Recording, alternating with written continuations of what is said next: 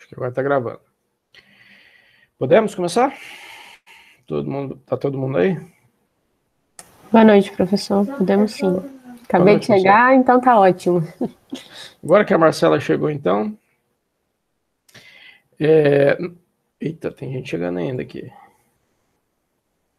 Bom, na aula passada a gente falou sobre pensamento computacional, né? Que é basicamente uma forma aí da gente pensar a resolução de problemas utilizando um computador, né? Quem é capaz aí de me sintetizar a essência do pensamento computacional?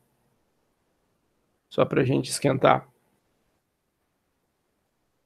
Tem que dar ordens lógicas para poder seguir um caminho. Antes disso, né, quando a gente tem um problema que a gente quer resolver ele usando o pensamento computacional, a gente mostrou 4, vamos dizer assim, etapas. Não necessariamente é ir direto para o algoritmo, né? Primeiro sim. Primeiro pensar nos problemas, então. A gente decompõe o problema em problemas menores. Depois a gente tenta, dentro desses problemas menores, achar padrões. A partir daí a gente desenvolve os algoritmos, certo? E aí?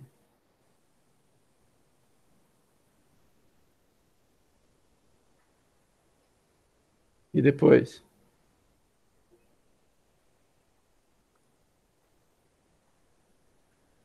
Câmbio? Eu lembro só dessa partezinha aí de cabeça só, que é você pega o problema, quebra, aí depois de você quebrar, você faz os algoritmos para resolução do problema. Não. Quebra. Errado. Primeiro a gente quebra o problema em problemas menores. Dentro desses problemas menores, a gente tenta identificar padrões repetíveis ou associáveis para você não ter que reinventar a roda. Sim. Você acha problemas similares ali dentro. A partir daí, em cima desses problemas, vamos dizer assim, um pouco mais bem claros e definidos, né? Que você não tá, você está evitando repetição, por exemplo, sobreposição de problemas, você cria os algoritmos. Só que no desenvolvimento de algoritmos a gente precisa partir de abstrações. Lembra do conceito de abstração? O que é abstrair? Muito bem. E aí? É ignorar, pelo que eu me lembro, é ignorar as coisas que não estão no seu cargo ali, no seu alcance. Mas ignorar corretamente, né? A gente tem que saber o que ignorar, porque se você ignorar uma coisa relevante, pode ser um problema. Então, dentro de um contexto, essas são as partes, né? Então, o pensamento computacional, ele requer decomposição, ou seja, saber identificar subpartes de um problema, saber quebrar o problema e analisar partes menores, mais simples.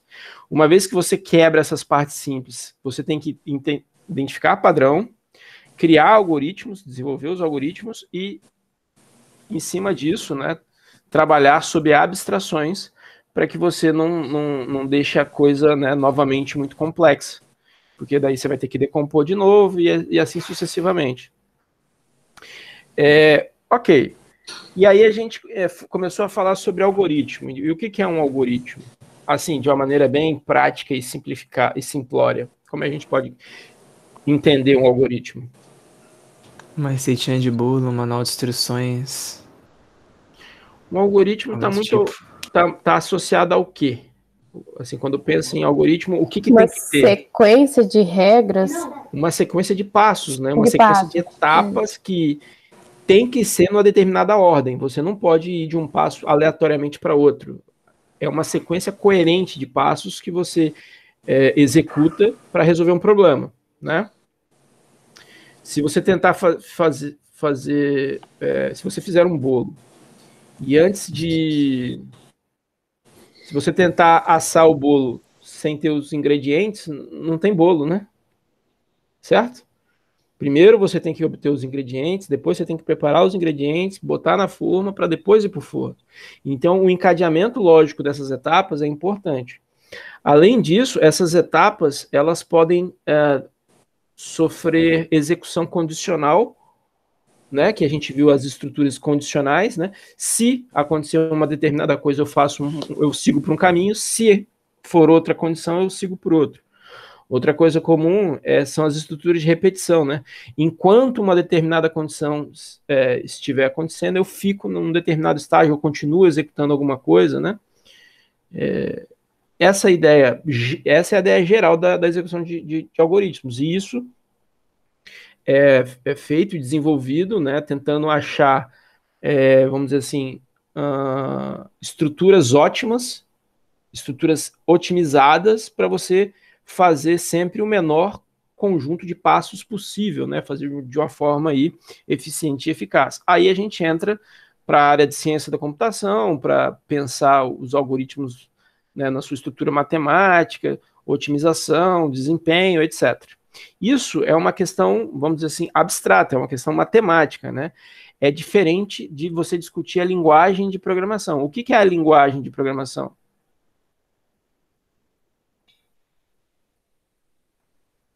É a linguagem com a qual você vai conversar com o computador? É uma linguagem na qual você vai escrever um software que em algum momento, por alguma ação tua, o computador vai entender. Certo? Na prática, a gente viu que o que o computador entende? O computador entende texto? Não, só 0 e 1. O computador só entende 0 e 1. Então, a separação de o que é texto, o que é música, o que é dinheiro, o que é data de nascimento, isso são abstrações que só têm significado para o programador. Para o computador, se você mandar ele fazer uma soma de um nome com um número, ele faz. Concorda? Porque um nome vai virar uma sequência de zeros e uns. Um número também vai virar uma sequência de zeros e uns. Então, se você der os comandos corretos, o computador soma um nome com um número. O que acontece se eu somar um número com um número? Você tá achando que eu tomei alguma coisa? Eu não tomei nada. Eu tô de boa aqui. Vocês entenderam o que eu falei? Somar um nome com um número faz sentido? Faz o tanto de letra que temos em matemática agora. Pois é, eu vou chegar assim e vou falar, ó, Marcela mais raiz quadrada de 12 é igual a o quê? Que resposta dá isso? É algo meio imprevisível, né? Porque eu teria que pegar a representação. Dá para imaginar, ó, pensa assim. Vamos pensar, o texto num computador ele é organizado de que forma? Lembra quando a gente explicou codificação? Como é que surge um texto no computador? Bom para ver se vocês estão estudando. Vixe, professor, você... Sei lá, agora eu não consigo pensar nenhuma resposta. Fidelis fritou meu cérebro. Não, agora não é aula de Fidelis, é? Não, é porque a gente tem prova amanhã. Ah, entendi. Aí toda a memória disponível, toda coisa está alocada para a prova, né? Pode crer. Faz sentido, eu entendo. Você fritou nosso cérebro ontem com robô e com teste de atenção. Bom, o que a gente viu, né? Vamos tentar revisar rapidamente aqui. Basicamente, a estrutura de um computador, se a gente for fazer um esquemático, novamente esse desenho vai voltar à cena aqui, né? Eu tenho aqui uma CPU principal. Tá dando para ler nesse tamanho aqui ou tá pequeno? Tá bom. Tá tranquilo? Essa CPU principal interage por meio de um barramento com o quê? A memória? Exato. Memória principal, que a gente vai chamar geralmente ela de RAM, né?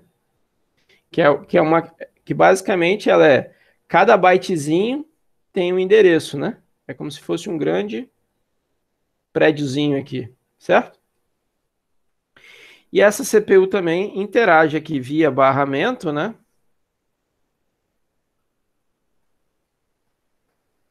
Com os periféricos. Lembra dos periféricos? Teclado. Ixi.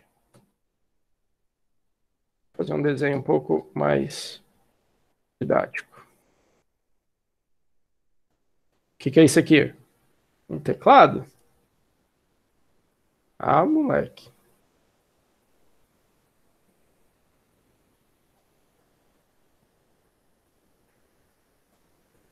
Um monitor, né?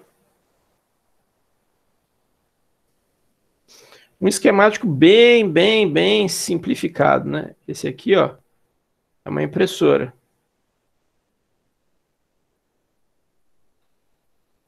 E assim vai embora. Basicamente, essa é eu tenho um conjunto de equipamentos de entrada e saída, certo? Se for um sistema embarcado, isso aqui pode ser alguma coisa controlada de uma maneira mais personalizada, né? Mas é a mesma coisa, entrada e saída. Sei lá, o micro-ondas lá, quando você digita um númerozinho, pum, dá uma entrada, aquilo vai para uma memóriazinha, né? O micro-ondas tem um teclado, certo? Considerando um micro-ondas com teclado digital. O micro-ondas também tem um monitorzinho lá que você vê o tempo passando, certo? E, enfim, só que ele tem outro tipo de acionamento lá, ele aciona lá a frequência de micro-ondas, que esquenta a comida que está lá dentro por um determinado tempo. Mas quando o determinado tempo acontece, ele faz o quê? Pim, faz um barulhinho, certo? Isso também é um dispositivo de saída, né? Faz um barulhinho para avisar para você que a comida já está pronta, certo? Beleza? Mas eu posso falar que o micro-ondas é um computador? Bom, ele é um computador se você tiver um sistema operacional instalado ali, multitarefa, fazendo várias coisas. Muito possivelmente, dentro de um micro-ondas tem um microcontrolador, que faz uma coisa específica, né? Com a CPU, com o clock pequeno, né? Com a frequência baixa, beleza? Mas aqui a gente está tratando microcontrolador e microprocessador, computador, de uma forma similar, por enquanto. Tudo bem? Mas lembra, o computador tem o clock alto, dá para você fazer multitarefa, ou seja, assobiar e chupar cana, acessar o Facebook, abrir o WhatsApp, assistir o YouTube e ainda, se você chegar num nível de você conseguir fazer isso e ainda esquentar a comida, você pode dizer que o seu é igual, por exemplo, as Smart TV, né? Tudo que é smart hoje, na verdade, é um computador embutido num dispositivo. Se tiver o Smart Micro-ondas, como tem o smartphone, o Smart TV, é uma TV que faz coisas em paralelo ali, né? Você está com o canal do Netflix aberto, depois você pode estar com o canal do YouTube, enfim. Tá claro? Mas o esquemático básico é esse, tudo bem? Isso aqui, a gente viu, né? O que é importante num processador? Internamente aqui, ele tem os registradores, né? Lembra do registrador? Que é um tipo especial de memória que ele traz daqui para ele processar aqui dentro dele, né? Tem a memória cache, tem muitas coisinhas aqui. Mas esse registrador, normalmente, tem um tamanho fixo que a gente chama de palavra, lembra? Certo? Certo. O que é a palavra? É a quantidade de bytes que o processador processa de uma determinada junto, né? Então, por exemplo, um processador de 8 bits significa que ele processa 1 byte por vez. Um processador de 16 bits, ele processa 2 bytes de uma vez só, numa operação única ali. Um processador de 32 bits, não sei se vocês foram da época do Super Nintendo, né? O Super Nintendo ele era de 32 bits, aí dava uns gráficos lá. Por quê? Ele conseguia manipular numa única operação 32 bits de uma vez. Aí surgiu o Nintendo 64, que era um processador de 64 bits. A que se refere é o tamanho da palavra, ou seja, da quantidade de informação que ele consegue buscar na memória, processar e devolver de uma só vez, certo? É sempre nessa quantidade. Tranquilo? Então, o processador, ele processa a palavra, que é a quantidade de bits. Tranquilo? O que aquela palavra significa, a gente viu lá quando a gente falou sobre organização, estrutura de dados, né? que o arranjo das palavras é codificado numa coisa que tem significado para a gente. A gente falou, por exemplo, da tabela ASCII. Aí tem a tabela UTF, que basicamente cria uma relação entre uma sequência de bits e uma letra. Mas dentro do computador é uma sequência de bits. Quando o computador vai exibir para a gente, ele substitui por uma letra e mostra na tela uma letra. Por exemplo. Lembra disso? Sim. Tranquilo? Marcela, o pessoal que não falou que não estava lembrando, lembra disso? Tranquilo. Uhum. Então, por exemplo, uma música. Uma música basicamente é um sinal aleatório que ele é digitalizado, né? É feito amostra, cada amostra dessa corresponde a uma amplitude de som, e essa amplitude de som é codificada dentro do computador em uma sequência de bits. Essa sequência de bits você transmite, depois alguém pega, decodifica, cria a onda de novo, tentando suavizar ali uma onda quadradinha que você vai e escuta. Vocês vão aprender a fazer isso ao longo do curso, né? Sobre processamento de sinais, etc. Mas aqui é uma ideia geral. Mas o que eu quero dizer com isso? Bom, um computador, o que eu tenho aqui dentro? O que se implementa aqui dentro, né? Deixa eu ver se vai ficar. Aqui, basicamente, tem uma combinação de módulos de hardware,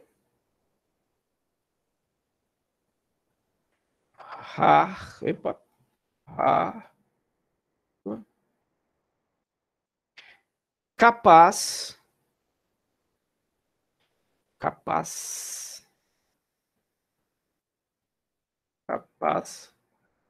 de executar comandos. E são comandos básicos, né?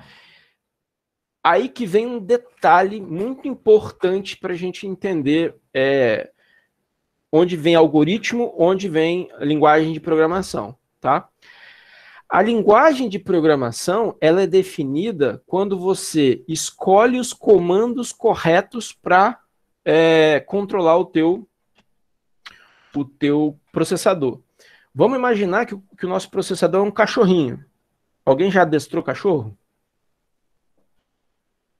Vocês estão ligados, né? A adestração de cachorro. Como é que funciona, por exemplo, quando você ensina o cachorro a deitar, dar pata, atacar, ficar quieto, latir, certo? Isso aqui são verbos imperativos, certo? Você fala deita, ele deita. Agora, se eu ensinei ele a deitar e eu falar, por exemplo, em alemão, ele vai me obedecer? Não. Não. Por quê? Porque eu treinei ele, eu implementei dentro da cabeça dele uma ligação de neurônios, de módulos, que quando ele escuta o fonema deitar, né, quando chega a sequência de bits no ouvido dele deitar, vamos dizer assim, ele vai lá e deita, certo? Então, existem famílias e famílias de processadores. Existem processadores da família PIC, processadores da família Intel, processadores da família ARM, processadores Spark, vários. O que a gente usa no domínio de computadores aí que vocês estão usando provavelmente é da família Intel, x86 que a gente chama, né? Então a gente tem processadores, por exemplo, famílias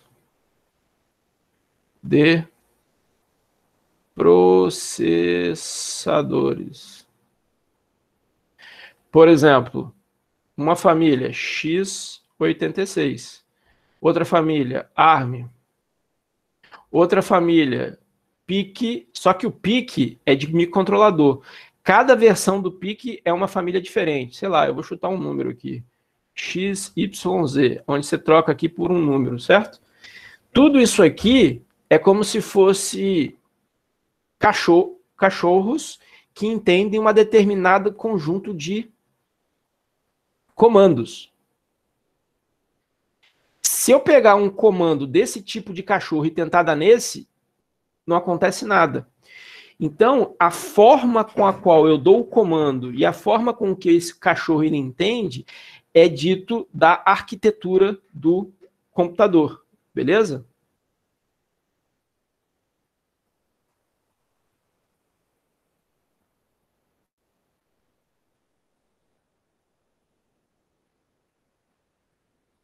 No caso, o PIC é o microcontrolador. E aí eu vou pegar na internet aqui, de improviso, Assembly x86. Eu vou mostrar aqui para vocês, deixa eu ver aqui no código, deixa eu ver se eu consigo arrastar e colar, não vai rolar.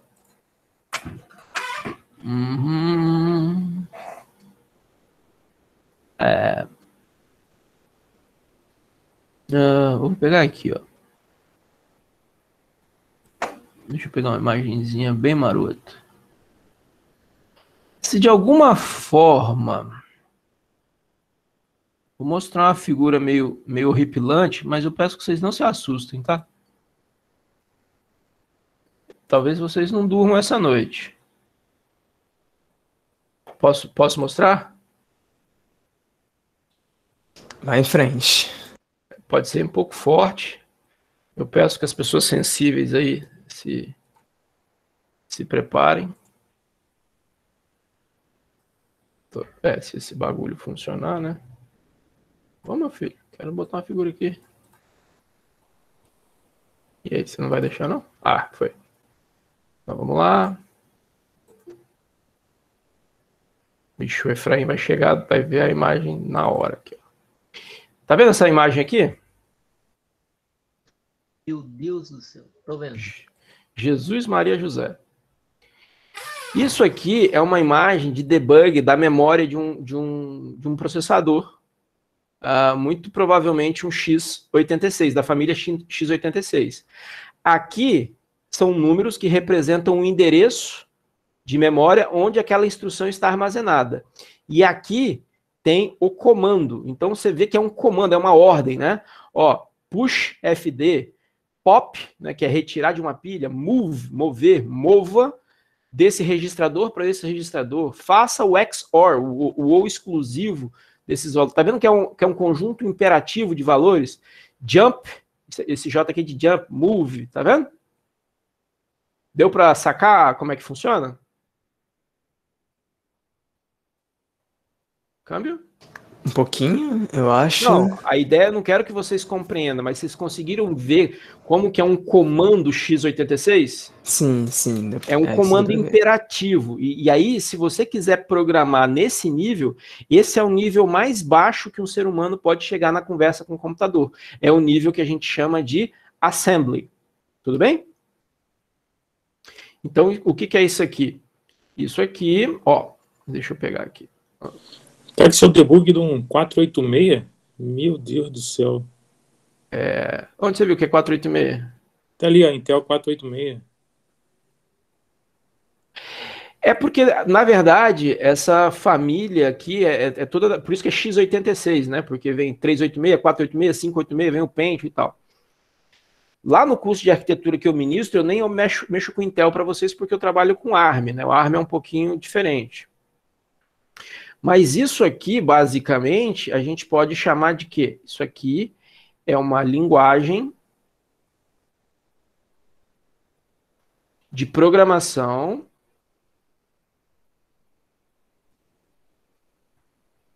assembly, que a gente chama. Vocês já ouviram falar?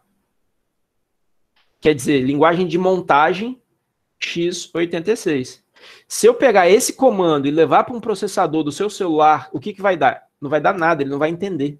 Porque isso é convertido numa sequência de bits direta. Cada comando desse é convertido numa sequência de bits. E essa sequência de bits o computador sabe executar. Tranquilo? É como se esse comando aqui, vamos entender de uma maneira bem grosseira, se transformasse em uma sequência de bits. Então tem uma tradução entre a linguagem assembly e a linguagem de máquina, que é o 0 e 1. Direto. Você só converte, entendeu? Tem um padrão ali. É como se fosse uma codificação, mas é específica da linguagem. Deu para entender isso? Fala aí, João. Caso, eu não lembro muito bem, professor, mas dentro do processador, na memória, vai ter gravado ali aquela sequência de bits. Você de alguma forma vai ter que carregar esse programa para a memória. né? Quando você liga o computador do seu computador aí, tem um programinha que pega esses primeiros programas e carrega do seu HD lá para a tua memória. Se você estiver falando de um microcontrolador, você vai ter que usar um programadorzinho que descarrega essa sequência de bytes para sua memória. Mas de alguma forma você vai ter que levar essa sequência de comandos convertidas para 0 e 1 por meio de um software chamado montador, que ele monta, né? Ele transforma tá nessa linguagem pseudo-humana aqui, né? Pop, move, só para a gente ler. Na verdade, isso aqui tem uma relação direta com a sequência de zeros e uns. Quem faz essa tradução é um software chamado montador. Uma vez que você converteu para 0 e 1 uma sequência correta, você vai ter que levar isso para a memória de uma forma que agora a gente pode abstrair, né? Não vamos pensar nisso agora. É a mesma coisa quando você starta um programa, né? Quando você starta um programa, você está puxando do HD aquele programa e jogando para a memória. Beleza? Beleza. Agora eu vou pegar uma outra linguagem aqui, que é o ARM. Deixa eu pegar um exemplo bom aqui. Tem um vídeo meu no YouTube que eu faço o debug online dessa parada aqui. Deixa eu ver. Eu não vou conseguir pegar o print lá. Deixa eu ver se eu consigo. O print lá é bonito. Quer ver? Rafael Emerick. Debug. Aqui, ó, debug e demontagem. Para quem quiser depois. Ó, é lá em arquitetura aqui, ó. Olha como é diferente aqui lá pro processador ARM, ó. Deixa eu pegar aqui. Essa aqui é basicamente o programa que eu estou desenvolvendo aqui num terminal. E aqui esse programa na memória. Deixa eu botar ele lá no... Ó, vou subir aqui. Vamos botar aqui embaixo. Aqui, captura. Dá para enxergar aqui, ó. Aqui está o programa em texto. Aí quando eu carreguei ele para a memória num debug, aqui o programinha, ó. Move, x1, 3, tá vendo aqui, ó? Tralalá, tá vendo? Deu para ver? Esses aqui são... Mas você repara que os comandos têm uma similaridade, mas nesse aqui, por exemplo, não tem XOR, quer dizer, não tem jump JE, tá vendo? É como se fosse comandos similares, só que em outra notação. Por exemplo, o move aqui, ó, como que é o move aqui? O move, vamos pegar um exemplo, move SCX AX, AX, aqui, ó, é move X0. Então, os registradores da família ARM têm nomes diferentes dos registradores da família x86. Deu para ver isso? Esses nomes aqui são os nomes dos registradores lá dentro da CPU. Na família ARM de 64 bits, ele chama de X0, X1, X2, X3, porque quem desenvolveu a arquitetura definiu assim. Deu para entender? Ou ficou confuso? Eu, mais ou menos. Deu para entender que numa arquitetura o registrador tem um nome, em outra arquitetura o registrador tem outro nome? Isso deu. Então, o que acontece? Se você vai programar nesse nível, você concorda que você tem que saber detalhes lá do âmago do processador? Você tem que abrir o datasheet. Ui, caraca, como que ele chama o registrador, cara? Como é que eu manipulo isso? Você tem que ter informação profunda do hardware. Sim. Isso é mais fácil ou mais difícil? Isso torna a vida melhor ou pior? Pior. Pior. E aí que entra a linguagem C, né? Então, nos dois casos, você programava assim na década de 70, na década de 80, e até há 10 anos atrás, microcontroladores com pouca memória, você precisava programar em assembly. Por quê? Você tinha que dar a sequência exata de comandos, porque ele tinha uma memória muito pequenininha. Então, era comum você precisar programar assembly quando você tinha um microcontrolador com muito pouca memória. Hoje em dia, a memória vem ficando um pouco mais disponível nos microcontroladores, e aí a gente não precisa mais. Por quê? O pessoal lá que desenvolveu o Unix, né? Que me fugiu o nome aqui agora, junto com o Unix, lembra quando eu falei do Unix? O sistema operacional e tralalá, lembra? Que é o... Oh, meu Deus. Estou tentando lembrar o nome dele. Inventor do C. Tá. Linguagem... O Dennis Ritchie, pô. Aqui, ó, o pessoal do Dennis Ritchie lá, que desenvolveu o Unix, né? eles desenvolveram a linguagem C. E hoje a linguagem C está aí até hoje, né? Desde a década de 72 até aí, até hoje. E o que acontece nesse caso? Eles propuseram, né? E é da época, né? Não sei exatamente se foi uma proposta de invenção deles, mas eles desenvolveram o C, né? Eu não sei se nessa época já devia estar desenvolvida a linguagem A, B, e aí no C vingou. Mas a ideia básica da linguagem de programação, né? Se a gente fosse lá no coração do problema, era o seguinte: eu crio um programa numa notação específica definida pela linguagem.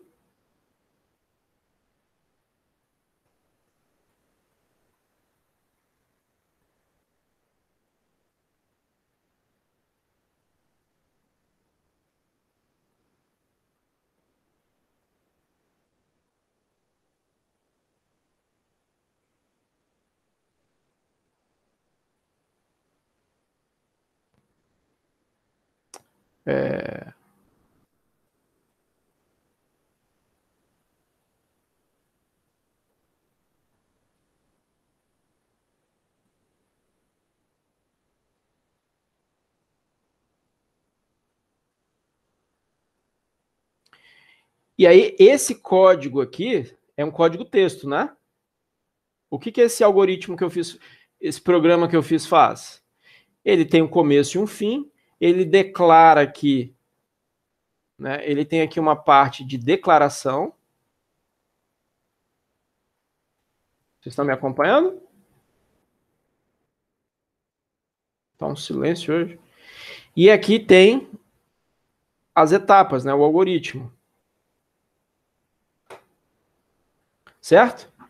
E aí o que acontece? Você pega isso aqui, está escrito numa notação chamada linguagem C. Eu pego isso aqui, passo por um programa chamado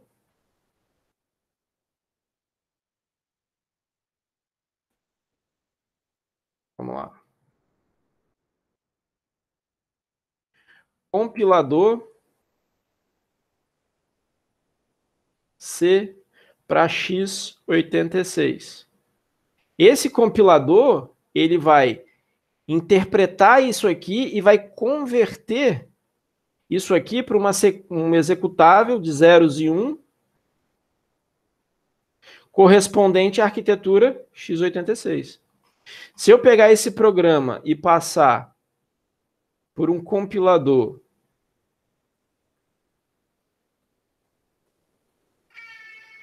C, que ele tem que entender C, né? ARM, ele vai converter isso aqui por uma sequência que a gente chama de executável, né? Zeros e uns, correspondente às instruções da família ARM. Deu para entender? E aí o programador não precisa mais saber detalhes de instruções lá do processador. Eu posso programar numa linguagem única e isso virar comandos específicos se eu passar por um hardware correto. Deu para entender? Professor, eu entendi. Mas quando você fala que ele faria de um modo só, ele teria que colocar alguma coisa para ignorar? Não, ele programa dessa forma. O que faz esse programa? Eu declaro uma variável inteira num, declaro uma variável i inicializada como 10, né? Tá vendo aqui? Ó. Sim. Depois eu faço um loop, for. Eu crio aqui uma variável, tem que botar o j também, esqueci de declarar o j. Isso aqui não ia compilar. J igual vou botar aqui o j, ó.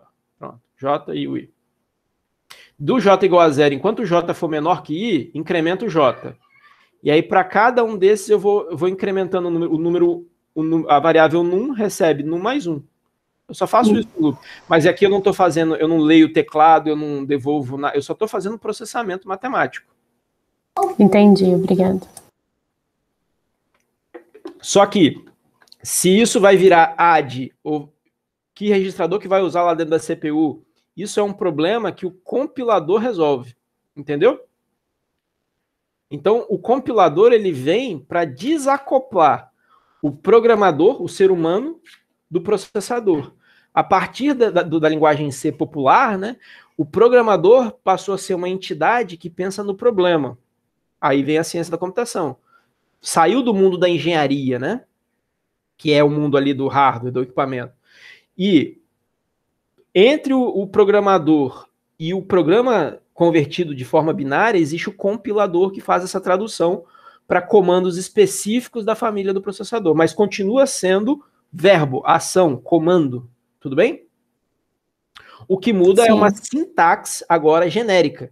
Eu programo com a mesma sintaxe em C, se eu tiver o compilador para o processador abobrinha, aquele programa C vai ir para a linguagem abobrinha. Vai executar no processador abobrinha. Você só precisa ter o compilador adequado. E a partir dessa ideia, desenvolveu-se compiladores com diferentes facilidades para o programador. Então, quando não tem compilador, o programador ele tem que saber a palavra, qual é o nome do registrador, quais as características específicas, tudo. Com o C, criou-se aí uma abstração. O programador precisava continuar a pensar na memória do computador, mas agora, em vez dele ele alocar lá um endereço de memória, ele dava o comando int, que aí ia lá, o int no C, eu estou antecipando a informação aqui, que vocês vão aprender lá em C, mas o int, se simplesmente está falando para o computador assim, ó, aloca para mim lá na memória, se não me engano, 2 bytes. Só isso. Ou seja, lembra? Eu vou lá e pego 2 bytes. Agora esses, eu não sei se é 2 exatamente, tem que ver lá no C, que de cabeça eu não lembro. Mas eu vou alocar uma quantidade de bytes na minha memória, e essa quantidade de bytes na minha memória, eu vou chamar ela de num no meu programa. Mas esse num tem valor para quem? Para mim, programador. Para o computador, ele vai fazer o que você mandar ele fazer. No caso aqui, eu estou somando, né? Se ao invés de somar que eu estivesse botando uma letra, ele ia somar do mesmo jeito, porque é 0 e 1, entendeu? A máquina ela vai processar 0 e 1 se ela tiver condição de fazer aquilo. Ficou claro? Ficou. Então, antes da gente começar a falar de dados, né, a gente tem uma coisa chamada paradigmas de programação. Professor, tem gente com a mão levantada. Não vi, desculpa. Fala aí. Obrigado, Marcelo. Obrigado, Marcelo. Pô, se eu não atender aí, vocês dão um grito aí, por favor, gente. É porque às vezes eu não vejo. Tá. Fala aí, Renato. Professor. O senhor falou dos compiladores aí, e antes o senhor tinha mencionado aquele assembly. Uhum. Quando o compilador pega da linguagem C, aí no caso, e joga para a máquina, ele faz isso direto para a linguagem lá de 0 e 1, ou tem um passo intermediário ali, onde a ação seria aquela que o senhor mostrou no assembly? O processo de compilação, ele é um pouco mais sofisticado do que eu estou explicando aqui, tá? Existe a questão de pegar as bibliotecas, integrar em linguagem objeto, converter para fazer uma ligação de tudo. Tem umas amarrações aqui que eu estou ignorando nesse momento. Mas no processo final de um compilador, ele entrega binário, ele entrega executável. Aquele .exe lá, ele é binário. Entendeu? Se eu quiser, existem compiladores que, se eu pedir para ele, eu peço, por gentileza, gere o assembly resultante, aí ele vai mostrar para mim aquele código em assembly, que tem aqueles mini-nome, move, entendeu? Tá joia, professor. Mas o executável, no caso do Windows ali... É uma sequência... Zeros e uns ali. Sequência de zeros e uns, que na verdade são instruções, são comandos um depois do outro, que tem toda a lógica do teu algoritmo. Entendeu?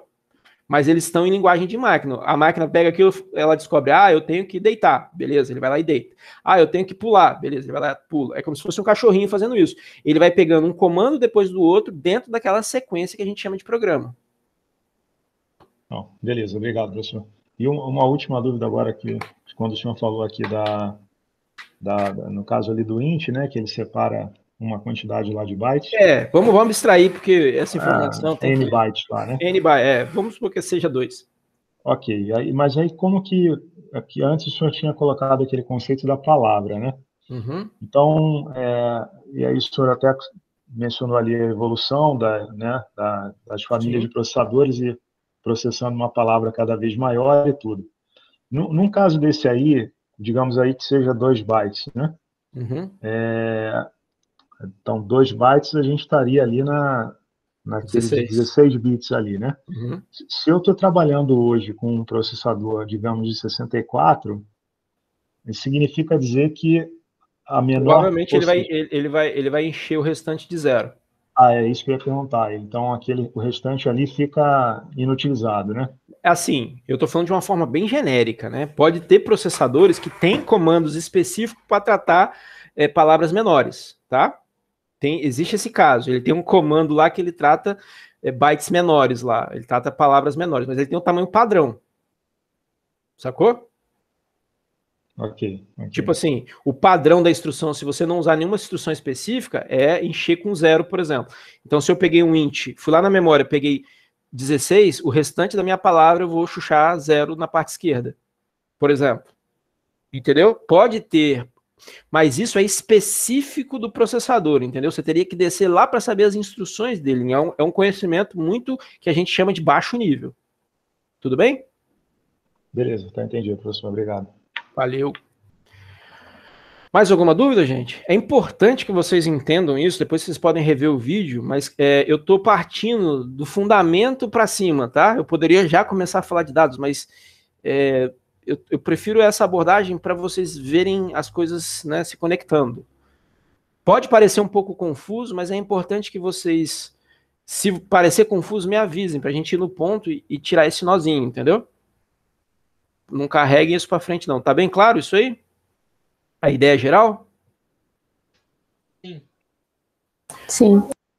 Então, quando a gente está muito perto do comando que a máquina entende, ou seja, do assembly, a gente fala que a gente está no baixo nível. O assembly seria o nível mais baixo. Você está dando comando para o hardware. À medida que você vai criando abstrações de compilação, ou seja, uma linguagem que converte, você escreve lá numa determinada forma e um compilador compreende aquilo e converte numa linguagem de máquina. Se você tem um intermediário ali, concorda?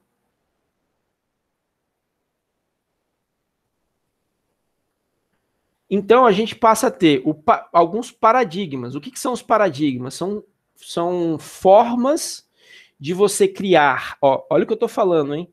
São formas de você criar abstração que facilite a vida do programador. E aí? Professor, deu para viajar agora. Misericórdia. Viu que é importante entender o significado das palavras? Vamos pensar agora, rapidamente, numa memóriazinha aqui marota. Certo? Quando a gente diz, né, que uma linguagem, por exemplo, ela é declarativa,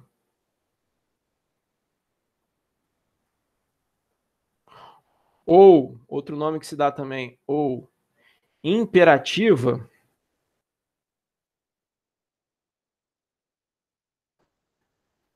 isso aqui são meio que sinônimos, tá?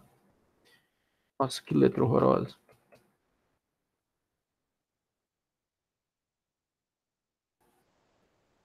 Ou, também outro nome que dá aqui, procedural. Vocês já ouviram esse termo? Não lembro. Enfim, quando você fala que uma linguagem é desse paradigma, basicamente você está muito próximo do assembly. Você está ali na linguagem imperativa do C.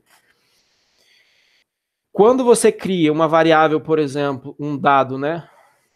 Os dados que você manipula, por exemplo, int i. O que eu disse aqui? Que eu estou um inteiro. O inteiro, o que é o inteiro? Basicamente, é uma quantidade específica de n bytes. Certo? Mas eu estou programando, você concorda que ainda eu programo pensando na memória? Por exemplo, em C, eu pego esse conteúdo que está aqui e incremento. Ou em C também tem uma opção de você usar, por exemplo, isso aqui. Vocês vão aprender, tá? Não esquenta a cabeça, não. Isso aqui corresponde ao endereço da variável i, ou seja, a região da memória onde está o i. Então, quando você programa numa linguagem declarativa, procedural como C, você tem que pensar no algoritmo, na sequência de passos, mas também você tem que pensar onde os dados vão ser armazenados, no sentido de que espaço você precisa para armazenar aqueles dados. Se você for, por exemplo, o dado seu for um caractere, você vai ter que declarar char C. E aí o char vai ser só 1 byte, por exemplo. Entendeu? Char é um caractere. O C, ele sabe que você está falando no C, né, de um, por exemplo, código ASCII. Ele vem aqui e ele vai botar o código ASCII da letra A, por exemplo. Mas isso, na verdade, é uma sequência de 0 e 1. Mas você sabe que esse código é ASCII porque o ASCII varia com 8 bits. Se fosse um outro tipo de representação, por exemplo, um inteiro sem sinal, o int, ele vai usar os 16 bits sem usar a representação com sinal. Ou seja, na linguagem procedural, além do conjunto, né, estrutural de comandos, de passos, de uma forma organizada, você tem que ter na mente como é que está a organização da memória do teu computador. Você programa pensando na memória do computador, pensando nessa abstração aqui. Deu para entender?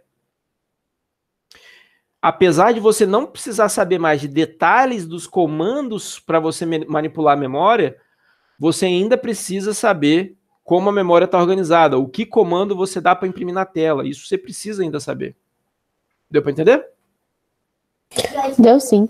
Mas aqui, nesse caso, teria como usar uma biblioteca em que transformasse isso, ou você teria que ter essa preocupação igual dos caracteres? Geralmente você tem que ter, isso é nativo da linguagem, né?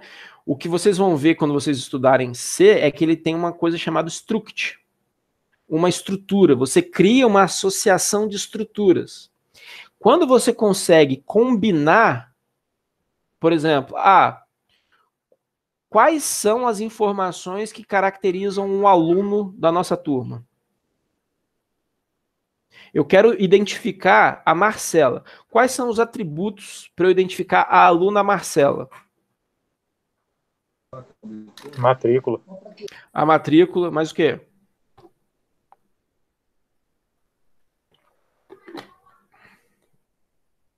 Mais o que pode? Mas além da matrícula, que outra informação a aluna Marcela pode ter que seja relevante para o IFES? A data de nascimento? Essa aqui é a Marcela.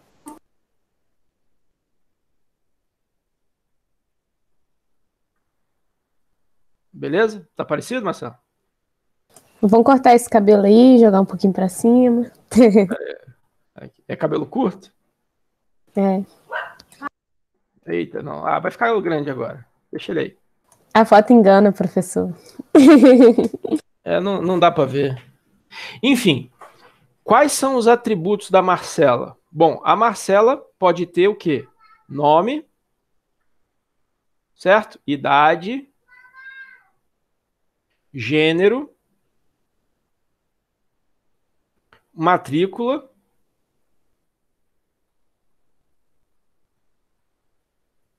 CPF, peraí, deixa eu botar aqui. CPF. Beleza?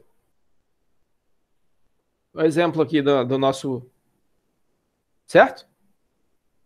Certo. Se eu utilizasse só esses 3 parâmetros aqui, eu poderia usar eles para classificar classe mulher, concorda? Ou homem. Certo? Certo. No mundo inteiro, um homem ou uma mulher, a classe homem e mulher tem um nome, uma idade e um gênero. Diferente, por exemplo, de um parafuso. Um parafuso não tem esses atributos. Certo? Certo. Se eu combinar esse atributo com essa classe aqui agora, eu posso ter a ideia de cidadão brasileiro. Classe cidadão brasileiro. Beleza? Todo homem e mulher que possui um CPF é um cidadão brasileiro, concorda? Mas aí, nesse caso, você não está incluindo o CPF. Eu estou incluindo CPF. Ah, sim. Mais a classe do homem ou mulher. Classe indivíduo, vamos chamar assim. Beleza? Beleza. Se eu somar isso aqui com a classe matrícula, eu tenho aluno IFES. Certo? Por exemplo. Beleza? Beleza. Quando você vai fazer um programa pensando nisso, é legal você ficar pensando como o atributo idade vai ser armazenado na memória, como ele vai ser armazenado no HD. Você quer ficar pensando, imagina, eu quero fazer um programa de processamento de alunos do IFES. Eu tenho que pensar quanto de memória RAM eu vou precisar para botar o AVA para funcionar. Para cada aluno. Isso é fácil? Imagina não no mesmo. programador. E aí que entra as linguagens chamadas orientadas a objeto. Orientada a objeto. O objeto, então, não tem crase, imbecil. Por quê?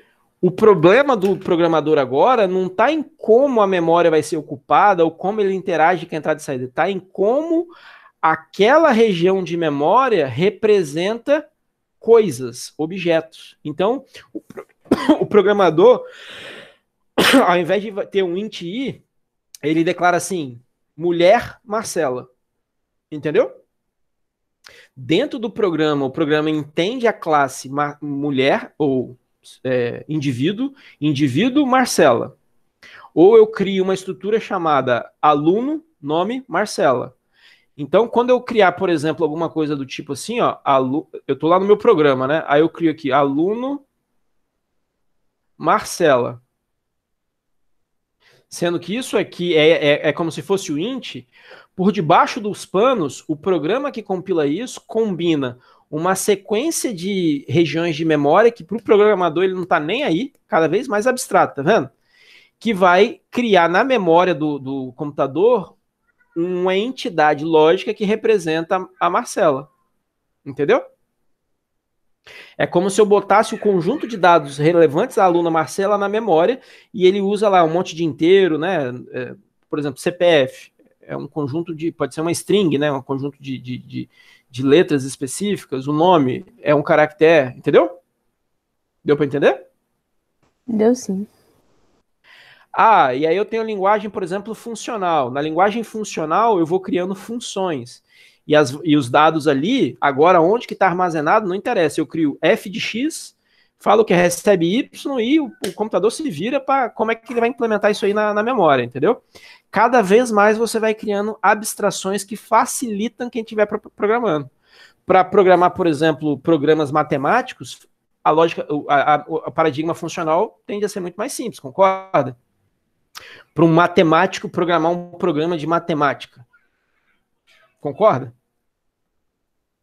Se eu usar um paradigma que é funcional, ou seja, estabelece entradas e saídas, eu não tenho que ficar me preocupando se é inteiro, se é flutuante, se é menina. Eu simplesmente dou uma entrada, aquele troço processa e me devolve a saída. É uma abstração ainda mais alta, não é? Sim. Deu para entender a ideia da abstração? Uhum. E a ideia de ignorar, que a gente falou lá do pensamento computacional, quando você está programando funcionalmente, você não está pensando se é inteiro, flutuante, se é menino, menina, se é. Entendeu? Você simplesmente dá aquela entrada válida para a função e quer ver a resposta. Deu para entender? Deu. Então, aqui. Você pode me explicar de novo só como que o. Não sei se vai ter como, né? Assim, como é que o computador faz isso, entendeu? Tipo, porque existe um programa intermediário que faz esse processamento. Ou ele se chama compilador ou interpretador.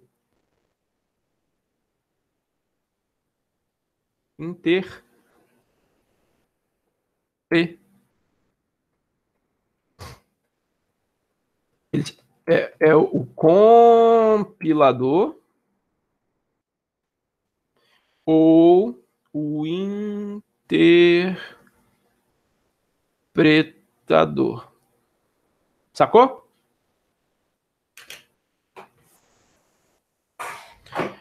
Agora, pode, por exemplo, existem linguagens que são orientadas a objeto que elas têm características procedurais.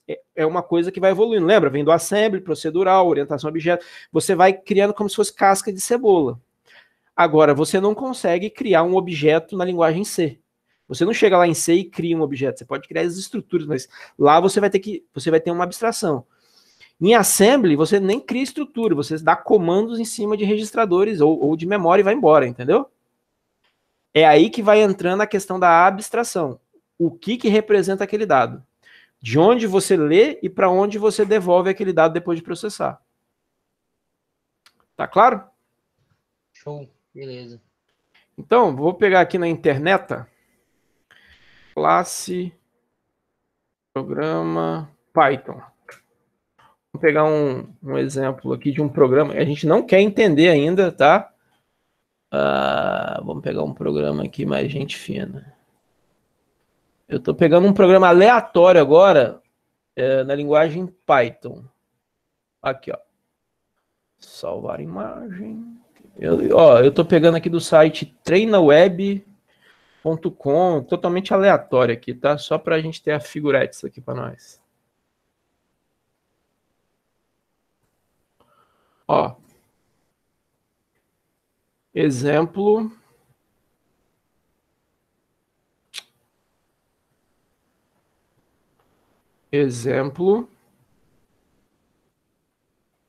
Código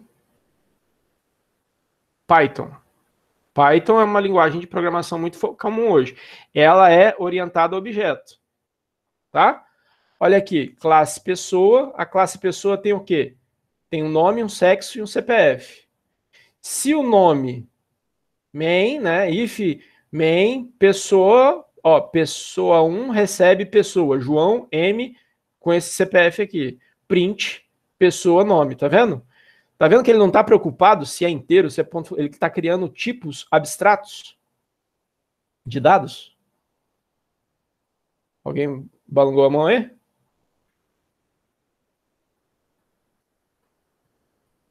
Câmbio? Tudo bem, pessoal? Tudo bem. Deu para entender? Deu sim. Então, a gente chega aqui no coração da aula de hoje, que são os tipos de dados, né? Dados para o computador aqui. Então, quando a gente vai construir algoritmos, né? A gente geralmente tem uma etapa, né, de declaração de variáveis. Na verdade, qual que é a estrutura genérica, né? Se eu quiser usar uma linguagem, aí é muito comum, né? Usar uma linguagem só para me ater à lógica da programação, sem me ater a que linguagem específica, né? Só na parte matemática. Eu posso usar fluxograma, mas eu posso usar também o que a gente chama de Portugal. Vocês já ouviram falar de Portugal? Já. O Portugal é uma estrutura que simplesmente define as etapas. Como você vai traduzir aquilo para a linguagem de programação é um problema depois, né? Então, por exemplo, eu posso criar um programa desse tipo aqui. Normalmente ele vai ter a característica, né? Um início, uma coisa que define o começo, e ele vai ter um fim, onde que ele termina. No caso aqui do Python, o que define isso é a indentação, é o espaço que existe aqui. O Python é legal isso, ele força o programador a deixar o código organizado e bonito, né? No caso aqui do C, do meu exemplo em C aqui, ó, era o começo e fim de chave. Ele definiu o começo do programa e o fim do programa. Depois, eu tenho uma etapa de declaração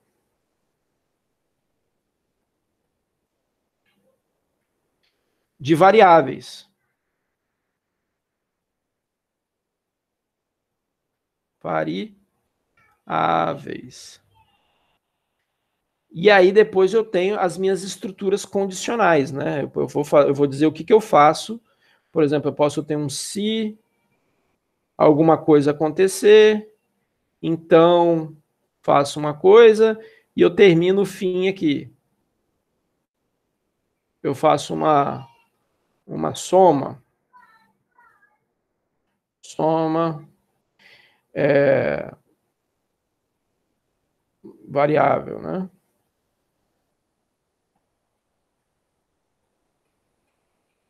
Então, ou eu posso fazer um loop, né? Tipo, enquanto uma determinada condição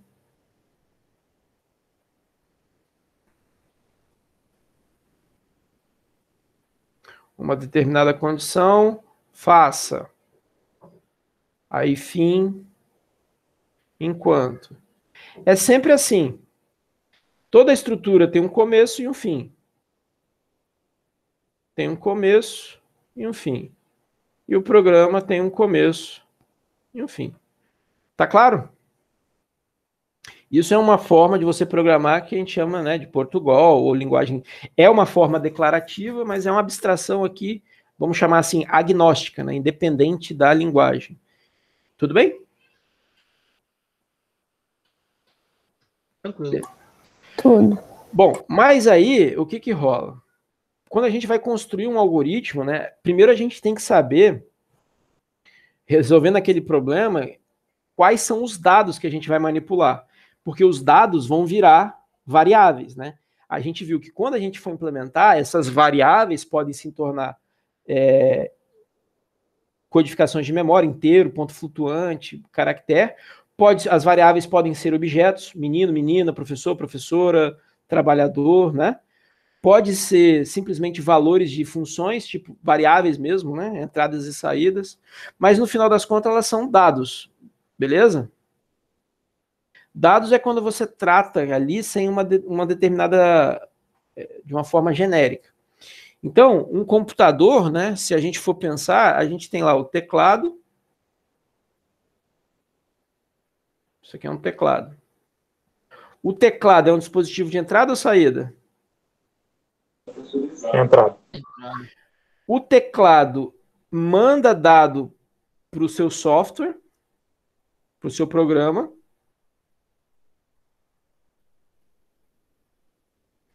Que, por sua vez, vai lá e imprime numa tela o que você, por exemplo, escreveu.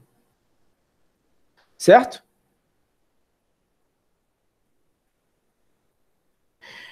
E aí, basicamente, você tem entrada,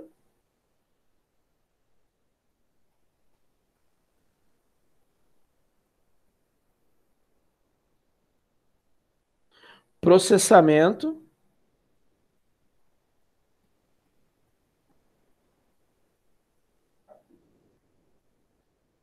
e saída de dados. Beleza? Mas o ato de produzir um algoritmo, você vai sempre fazer isso. Por exemplo, se eu quiser fazer um Pix, certo? Eu vou entrar num determinado programa, eu vou entrar com o valor, para o destinatário, né? Poderia ser o CPF. Todo mundo está por dentro do Pix, né? É um exemplo. Tá ligado? Pix de banco?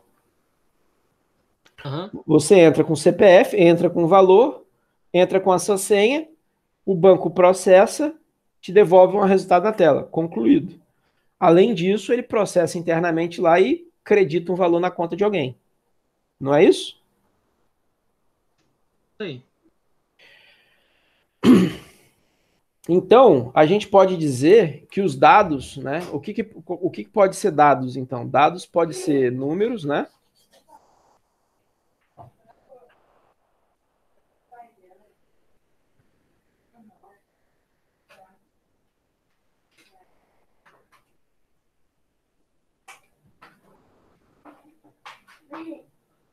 O que seria um tipo de abstração de dados? Olha que eu estou concatenando os conceitos, né? Lembra do pensamento computacional da abstração? O que seria uma abstração de dados? Um inteiro,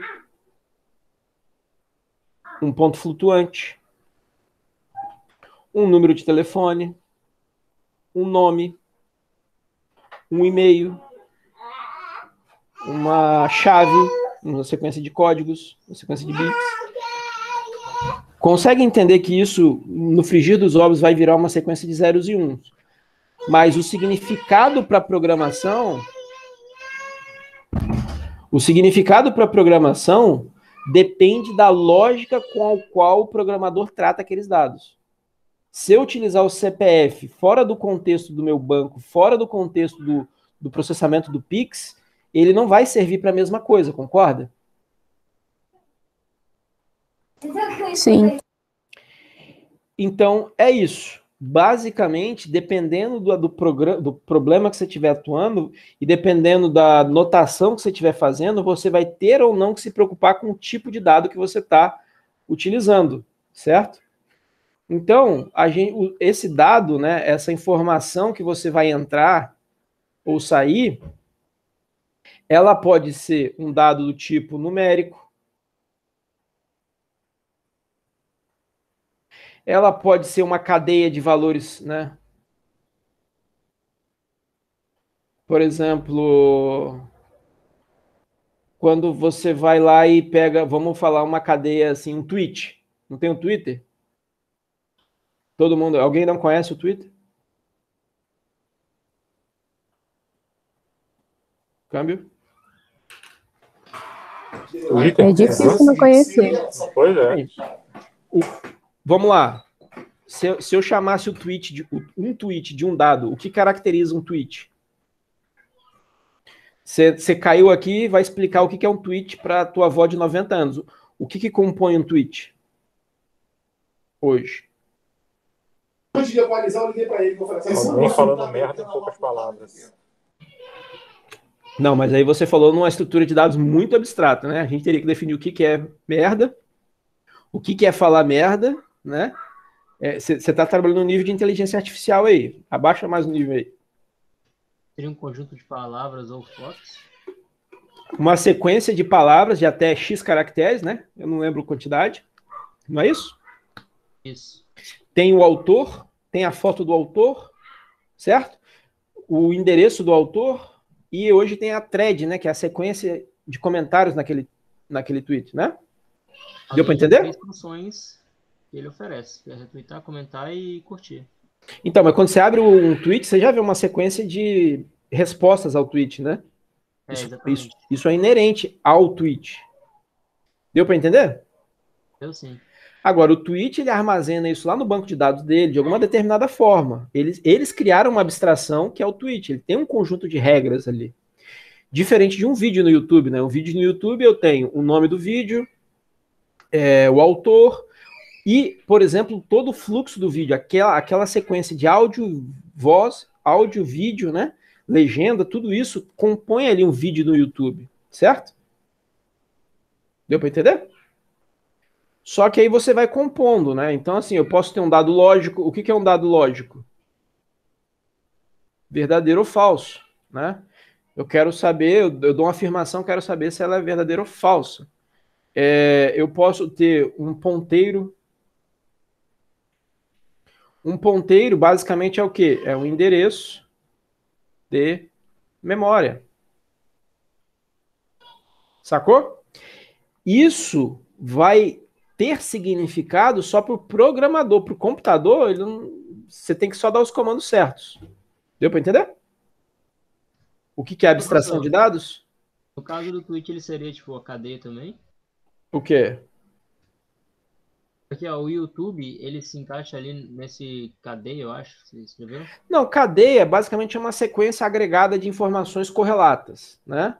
Ah, tá. Eu estou falando ainda de uma coisa muito, tipo assim, uma lista de alunos, né? Você cria ali uma lista, abre chave, fecha chave, tem tudo ali que é aluno, por exemplo, ou é número, né? Então, você pode ter especificações, né? Por exemplo, um número pode ser inteiro ou pode ser um número real, por exemplo, né? Pode ser um número racional, né? E dependendo desse tipo, você vai usar uma combinação de bits diferentes. Certo? Ah, tá. Show. Se eu for uma cadeia, eu posso ter uma cadeia de caracteres. Eita, meu monitor piscou aqui. Caracteres. Exemplo. Se eu pegar o caractere, vou fazer aqui uma sequência de caractere. J, O, A, O. O que eu escrevi? Para o computador, são 4 bytes na sequência, se eu estivesse programando em C. Mas isso eu posso chamar de string. Eu poderia representar assim, ó, João, entre aspas. São duas estruturas quase que equivalentes. São cadeias de caractere, entendeu? São valores que têm significado quando eles estão juntos. Ah, entendi. Se eu colocasse ele, por exemplo, em vez de J, O, A, O, colocasse tipo 1, 2, 3, 4, 5, seria a mesma coisa, né? Sim, se esses for caractere, você vai representar uma sequência que corresponde a um caractere, entendeu? Entendi. Se eu não Então, me engano, quando eu ainda sabia alguma coisinha de Python, quando você não coloca, nesse caso é um string, né? Aí, tipo, se eu colocasse para somar, seria 1 mais 1 igual a 11, né? Uma coisa assim. Por aí, exato. Ah, agora faz sentido. Pô, que bom. Então, aí a gente dá o nome de string, né? Que é basicamente uma sequência de caracteres. Tudo bem? Vamos fazer um exercício aqui rápido? Conto com a participação dos senhores e senhoras, ok? Vamos pensar nesses tipos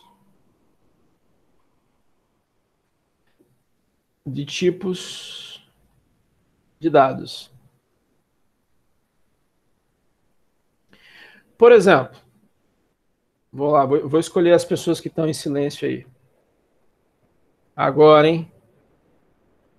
Vamos escolher aleatoriamente aqui. Deixa eu ver uma pessoa que eu nunca ouvi a voz, eu acho. Jéssica. Tá aí, Jéssica?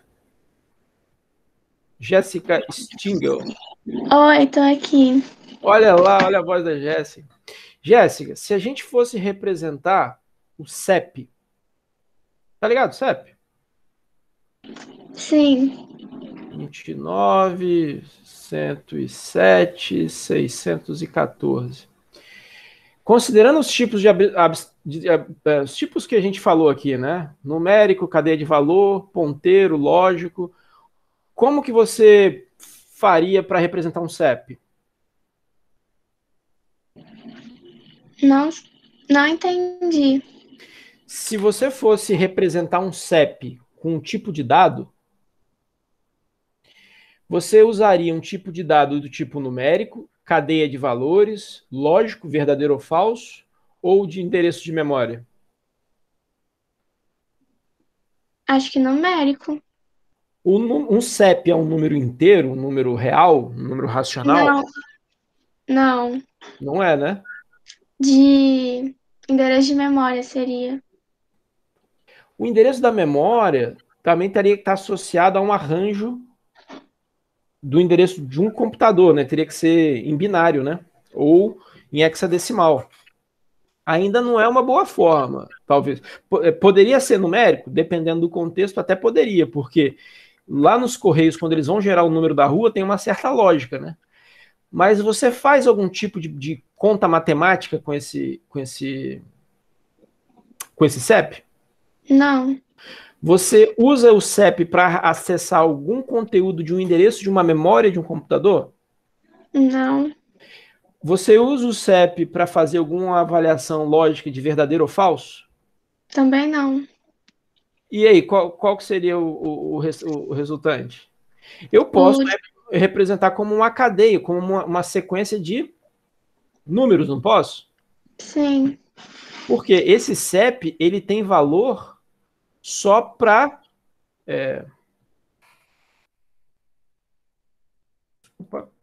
Ele tem valor só para...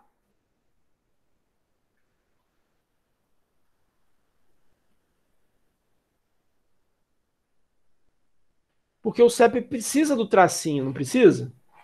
Eu poderia dizer que o CEP é uma cadeia de valores que representa o CEP. Certo? Sim. No caso, uma string, poderia ser? Eu poderia escrever o CEP assim, né? 29, 107. Isso aqui ser simplesmente um texto. Como um número de telefone, por exemplo. O número de telefone seria outro exemplo desse, não é? Certo? Sim. E aí, em que tipo de abstração de programação seria mais fácil processar um CEP? Numa linguagem procedural ou numa linguagem orientada a objeto? É uma pergunta bem nada a ver, mas tudo bem. E aí? O CEP, ele parece com uma estrutura de dados de um computador ou ele parece com uma coisa do nosso mundo real? Do nosso mundo real. Então, eu poderia caracterizar um CEP como um objeto, um atributo de um objeto, certo? O CEP é um atributo do objeto casa. Concorda? Uhum. Toda casa Sim. tem um CEP. O CEP é o atributo do objeto rua. Toda casa tem uma rua. Certo? Sim. Obrigado, Jéssica. Você conseguiu entender a relação da abstração de dados? Isso tem significado para nós, seres humanos. Para a máquina, é a gente que está organizando esses números e dando significado para eles. Tá claro? Uhum. Bom, se eu pegar outro exemplo aqui, vamos ver aqui se o... Deixa eu ver aqui. Pessoas que eu ainda não conheço. Júnior Aguiar. Eu não estou lembrado do Júnior Aguiar. Ô, Júnior. Pode falar, tô aqui. Tudo bom, cara? Por exemplo... Beleza. Um salário. Qual que seria a melhor estrutura de dados para representar um salário? Seria um float? Seria um número flutuante, né? Ou um número real, concorda? Aham. Por que seria bom usar um número real? Porque... A gente chama também de número ponto... Flutuante. Flutuante. Fala aí. Porque eu acho que a gente pode fazer conta também, né? É interessante. Todo mês a gente receber um salário, né? A conta sai de zero ou negativo para um valor positivo, né? Ou, eventualmente, você faz uma operação no PicPay e aí debita um valor de não sei onde. Você vai fazer operações matemáticas ali, né? Aham. Beleza. Deu para entender, pessoal? Sim, professor. Bom, mas aí se encaixaria numérico, né? Numérico, exatamente. Float é um termo utilizado dentro do C para chamar de número com ponto flutuante, número com vírgula. Né? Geralmente, em linguagem de programação, ou é inteiro ou tem vírgula. Que seria um racional? A definição de racional, você lembra da matemática, a definição de racional? Acho que é todo número que é divisível por 1.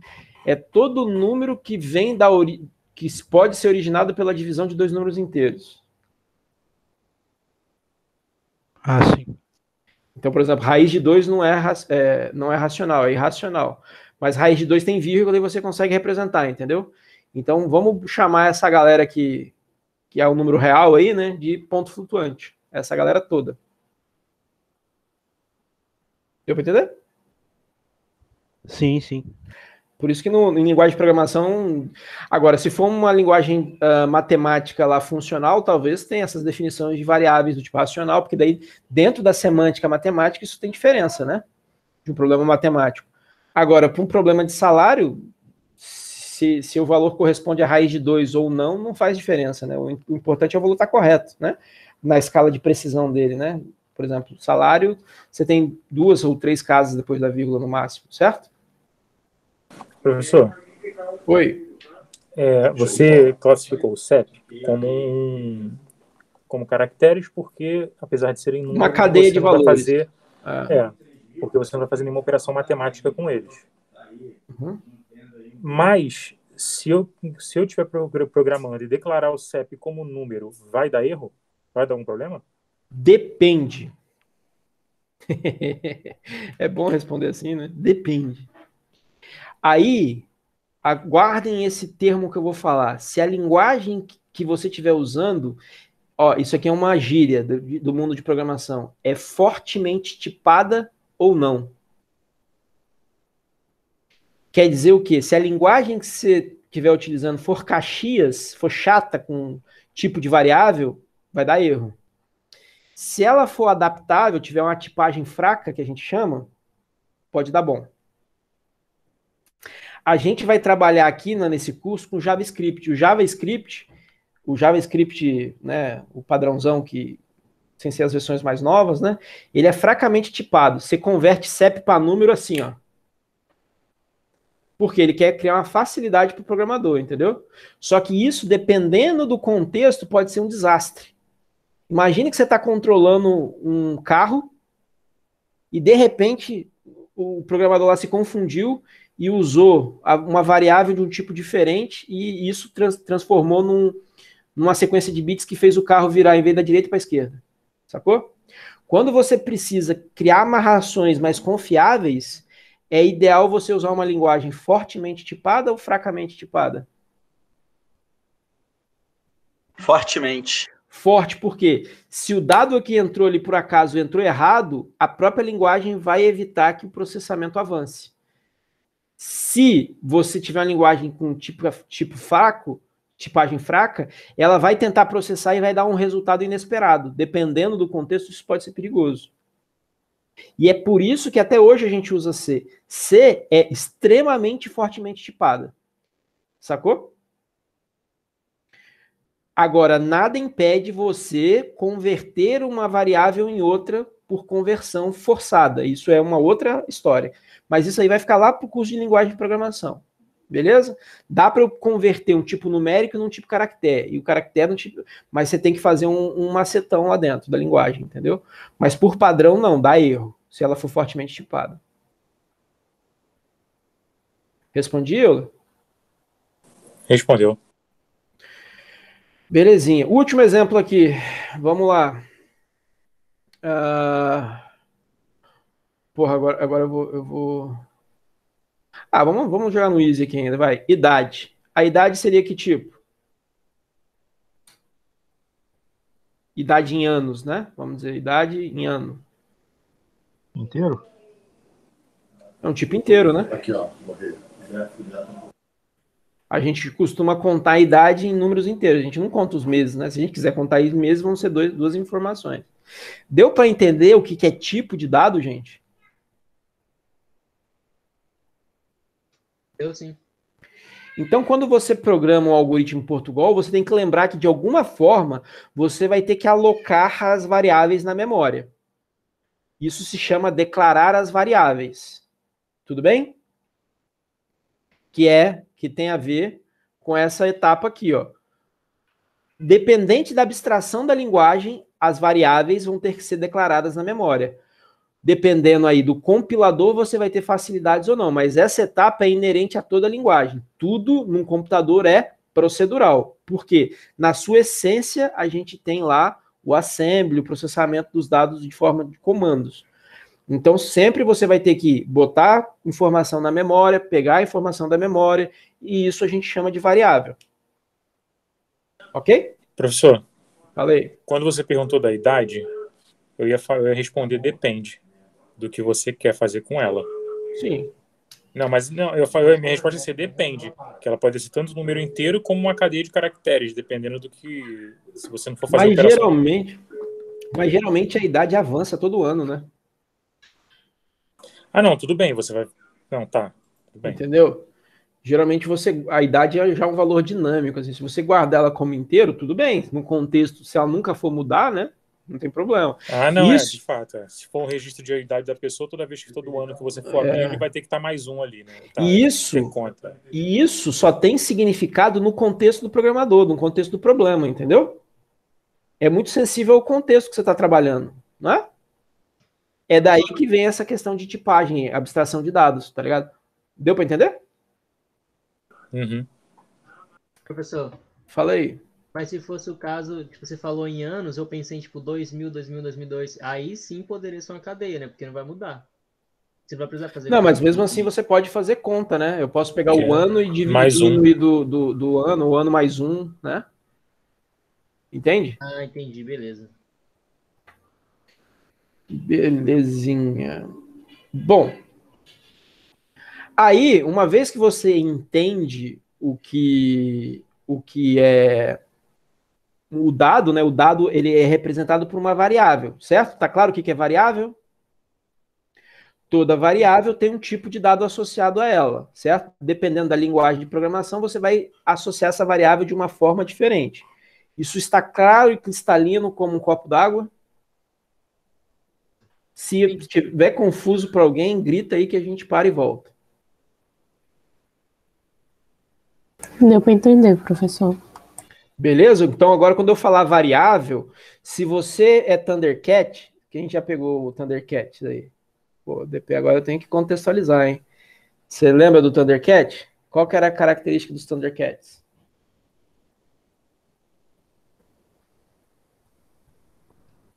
Olho. Ter a visão além do alcance, né?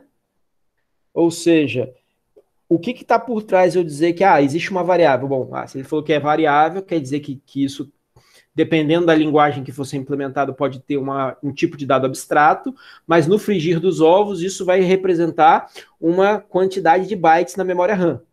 Variável está geralmente na memória RAM. Pode estar no HD também, se for um banco de dados, mas isso é outra história. Beleza? Professor, fala para nós. Você pode explicar só rapidamente a diferença do salário e idade, que você botou o número real inteiro, aí de ponto flutuante? Só rapidinho. É que ponto flutuante, exemplo de ponto flutuante, é 32,7. 425,32. O ponto flutuante é número com vírgula, onde a precisão dele, você precisa da escala, né? Dos reais, né, para representar. Exato. Entendi. O inteiro não, o inteiro é tipo... Opa. Cadê o professor? Né? Todos os números... como é que representa? Do grupo do lado dos inteiros, né? -1, -2, 0, 1... E aí vai embora. Não, saquei. Sacou? Uhum. É por que isso? Porque dentro... Lembra que eu falei que o processador é feito por módulos dentro dele? Aqui. Lembra disso? Aqui Sim. dentro tem um monte de caixinha que faz o trabalho acontecer. Num processador, as caixinhas que manipulam dados inteiros é um conjunto, é uma caixinha, e a caixinha que processa, que trabalha com número flutuante é uma outra caixinha. Então, você tem que declarar isso para o computador lá dentro saber que trilha que ele vai usar, entendeu? Geralmente é isso. Não poderia fazer só dos reais, não? Tipo, não seria mais fácil do que ter dois? Seria, mas às vezes você vai criar desperdício, né? Porque se você usa para tudo, tipo flutuante, você vai ter representação que poderia ser omitida, né? O zero aqui. E aí você vai gastar mais byte desnecessariamente. É tipo a conversa que a gente estava tendo de sistema decimal, sistema binário, sistema hexadecimal. Se você usa flutuante para tudo, você concorda que se o problema não precisa, você vai ocupar mais memória que o necessário? Sim, sim. É por isso. Entendi. Valeu. Show? Tudo bem sobre os tipos? Tranquilo. Operações sobre dados. Bom. Quais são as operações que eu posso fazer sobre um dado? Eu posso ler um dado, certo? Que seria pegar ele de um... O que significa ler um dado?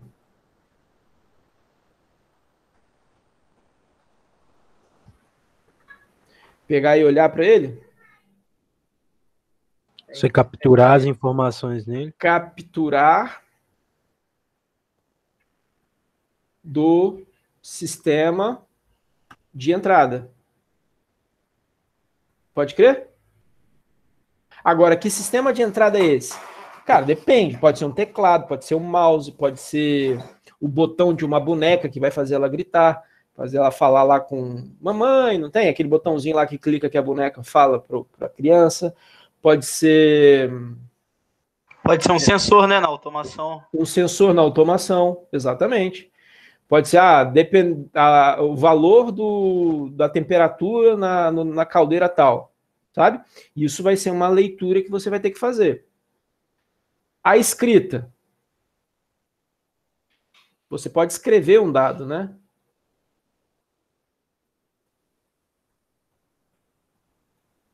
A escrita é, se ler é capturar, escrever é...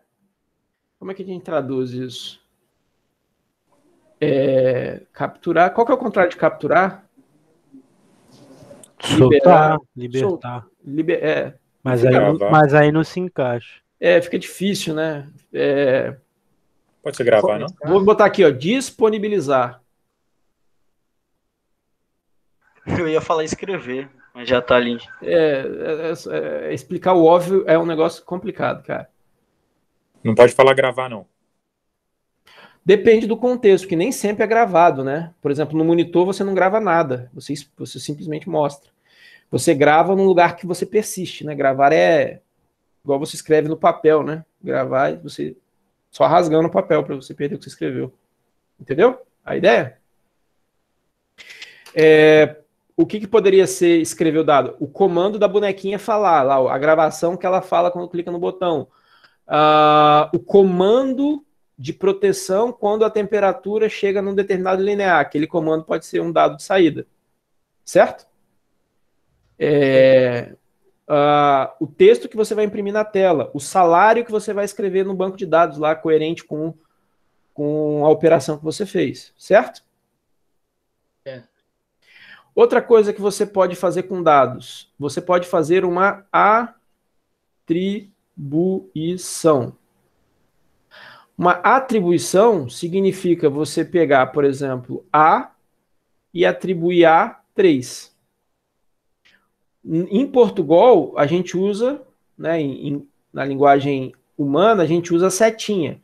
Mas a maioria das linguagens de programação também pode fazer isso aqui, ó. Eu estou comparando A com 3? Não, eu estou falando que a variável A recebe 3. Entendeu? O que é uma atribuição? Você dá valor de uma coisa a outra. Variável A recebe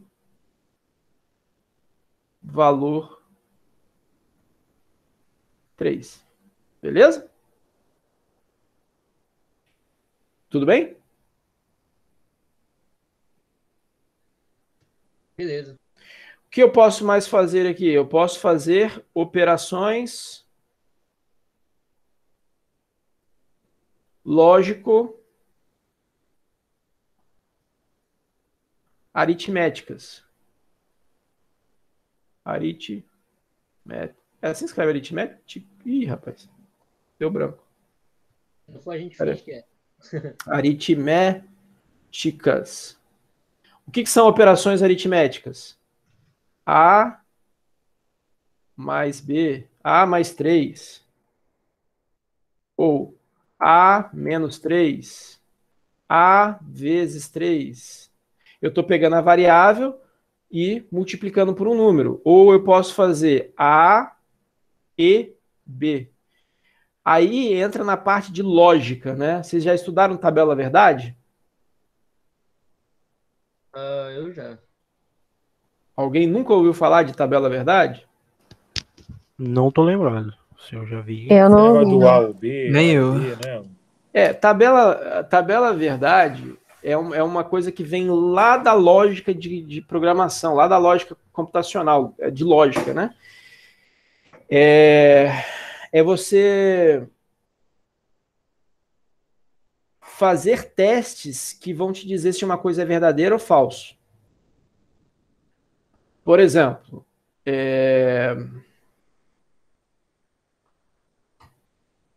no final de uma operação lógica, a resposta sempre vai ser sim ou não, verdadeiro ou falso, certo? Tudo bem? Então sim. Eu posso dizer, o professor de introdução à computação tem barba?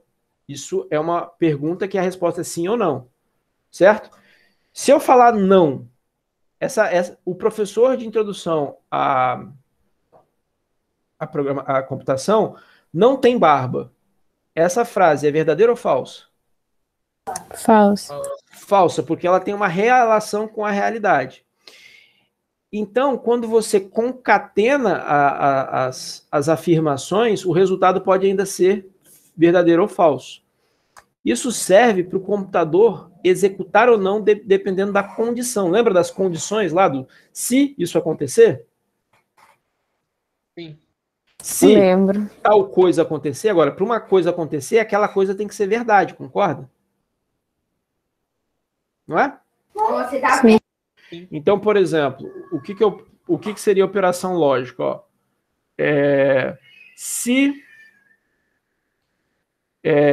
Ó, eu vou fazer um programinha aqui rápido.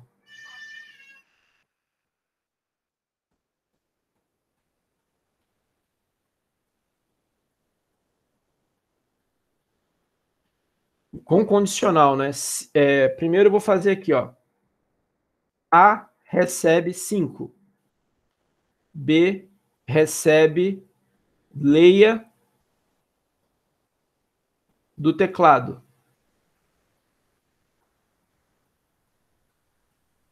Beleza? Estou fazendo aqui. A recebeu 5, B recebeu o valor lido do teclado. Se A maior que B, imprima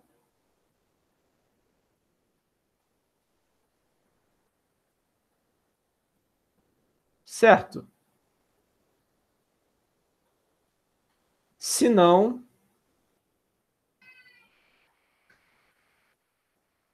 imprima errado. Fim do C. O que esse algoritmo faz? Ele faz uma estrutura condicional. Em que condição isso aqui vai ser verdade? O que está aqui dentro?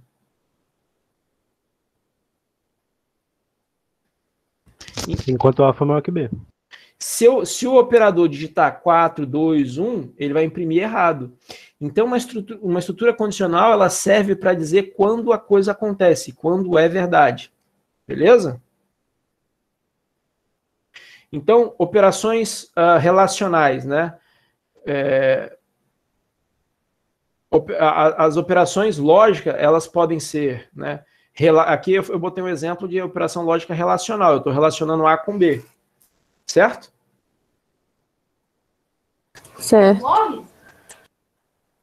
Agora, existem as operações, na verdade, eles chamam de lógica relacional, né? Lógica relacional, desculpa.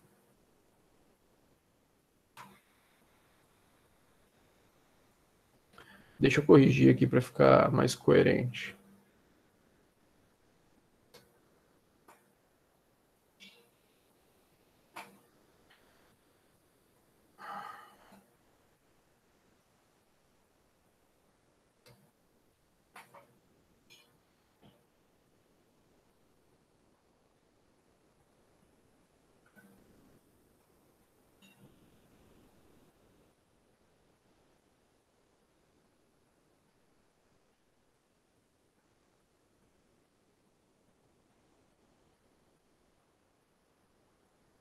Por que a gente chama relacional?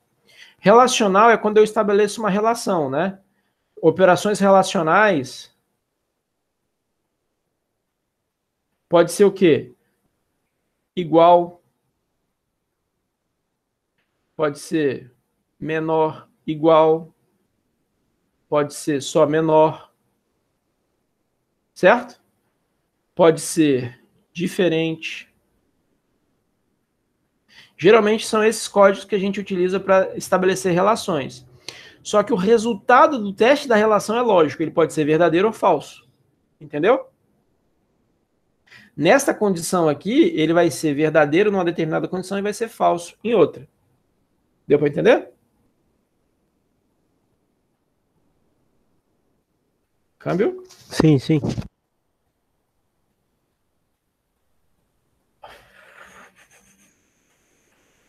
Então, o que a gente pode definir de operadores relacionais, puramente relacionais? maior igual, menor igual, igual. Eu comparo se uma coisa é igual a outra. Tem que botar 2 iguais? 2 iguais. Geralmente, tá? Geralmente. Porque se for um igual só, cria a ambiguidade com atribuição na linguagem que você estiver usando, entendeu? Entendi. E não pode ter ambiguidade, né?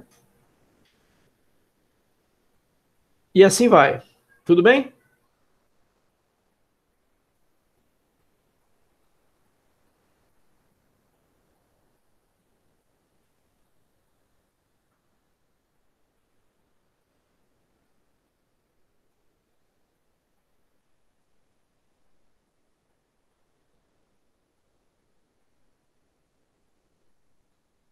É isso aí que tá me acabando naquele jogo do pássaro. Né? Parece. Ô, professor, pega leve com aqueles jogos, professor, é muita coisa. Depois que eu vi que ele era grandão, né? Eu dei mais prazo lá, você não viu? São 80 fases, professor, em semana de prova. Tem piedade. Faz o tanto que der lá, não se preocupa, não. Eu ponho uma nota baixa depois, tá tranquilo. Tô brincando, relaxa. Não, agora é sério, deixa eu te fazer uma pergunta. Aquele teste de atenção, ele vai valer muitos pontos, né, professor? Porque ele foi muito difícil. Qual teste de atenção? O segundo? Isso.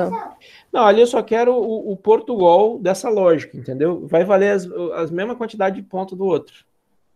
Não, a gente já entregou ontem. Eu só queria a sequência de passos necessários para fazer isso no algoritmo, entendeu?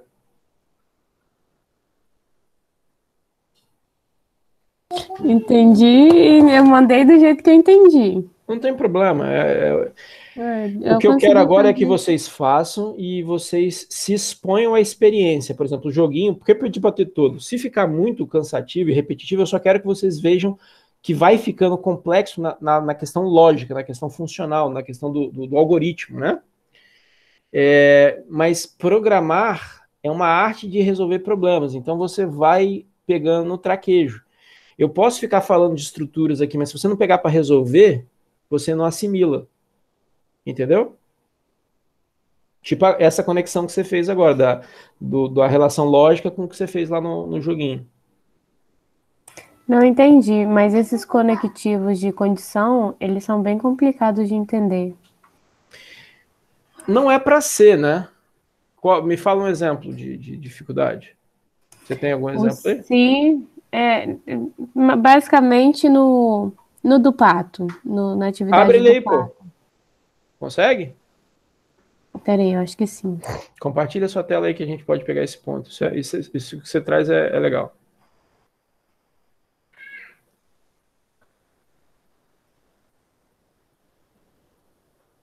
Vamos encerrar aqui. Na aula que vem a gente continua falando de operações lógicas, tá? Vamos só ver esse exemplo aí. Quem já tiver cansado, fica liberado aí. Eu abri na outra área, no Windows. Aqui eu não vou ter, não. Mas eu acho que tem muita gente que está nessa mesma dificuldade. Eu não consegui entender a dificuldade. Se pudesse depois mandar um print lá no Dúvidas. Depois eu te mando um print, então, que fica mais fácil. Professor, pô, não é fácil mesmo não. Eu demorei pra caraca pra terminar aquilo tudo lá. Fiquei 2 dias fazendo pra terminar aquilo tudo lá. Você terminou, Euler? A gente não tá nem passando do 6. Não, mas depois que veio um negocinho, depois vem uns que é mais fácil. Não, todos tranquilo até os 6, mais ou menos. Passou dos 6 é difícil pra caramba. Não, então, eu não tô preocupado em vocês entregarem, não. A minha preocupação ali é vocês desenvolverem um pouco de lógica naquela interface, tá? Se dá para fazer com o tempo, eu estico o tempo, entendeu? Se o problema for tempo, eu já estiquei para o próximo domingo. Então, eu só queria que vocês tivessem essa prática do exercício do pensar o problema. Não, então, o meu problema agora é o tempo mesmo, por causa das provas. Então, eu joguei para domingo. Resolve? Acho que sim, porque a prova é amanhã. Não, então, quando vocês começarem a cair, vocês têm que...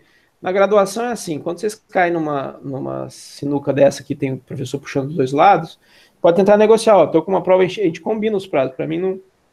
Entendi. Principalmente como é o primeiro curso, né, a gente adapta, então é muito mais importante para mim que vocês façam agora do que vocês entreguem no prazo, entendeu? Entendi, porque assim, parou de gravar? Não, tá gravando. Pera aí. Beleza, agora...